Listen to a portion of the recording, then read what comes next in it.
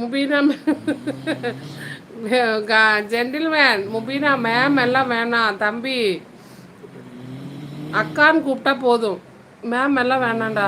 நீ என்ன பண்ணுற? ஐயோ அது வேற, தம்பியா அண்ணாவான்னு தெரியல. நீ என்ன பண்ணுறீங்க ஜென்டில்மேன்? உங்கள் நேம் சொல்லுங்கள், உங்கள் நேம் சொல்லுங்கள், நீங்கள் என்ன பண்ணுறீங்கன்னு சொல்லுங்கள். மேம் எல்லாம் வேண்டாப்பா. முபீனாக்கா நீங்கள்,